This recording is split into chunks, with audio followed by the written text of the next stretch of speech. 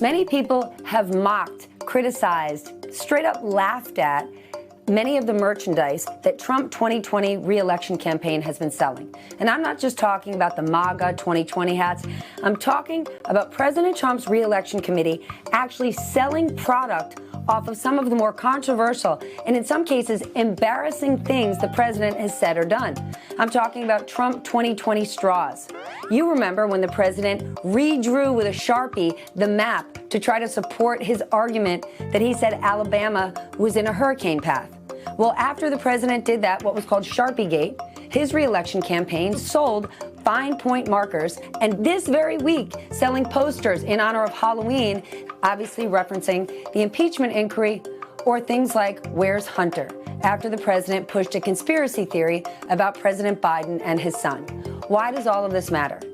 It is wrong that we're simply saying, what a mistake, this is ridiculous. There is a math behind this madness, and like it or not, in terms of the president's digital marketing strategy, it's genius.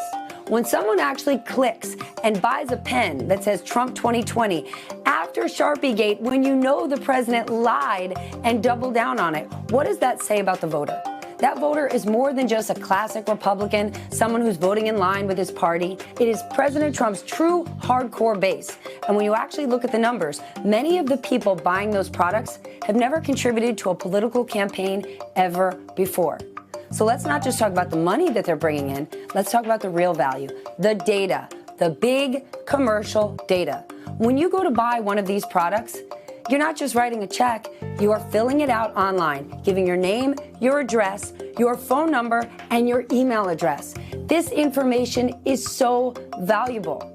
The Trump campaign can now cross-reference this with the RNC donor list. They can cross-reference it with Facebook, with Twitter. They can figure out, now that we know who you are and where you live, who are your friends and family. They can look for lookalikes. Getting this big data, this commercial data, is normally massively expensive. This is how campaigns figure out how do they target new voters? How do they mine their hardcore base to actually be ambassadors for them, spread their message, maybe even spread conspiracy theories?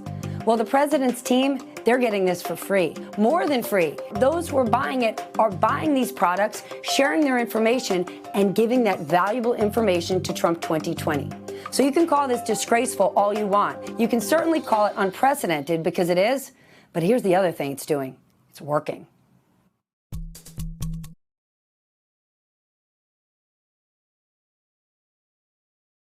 Hey, NBC News viewers, thanks for checking out our YouTube channel. Subscribe by clicking on that button down here and click on any of the videos over here to watch the latest interviews, show highlights, and digital exclusives.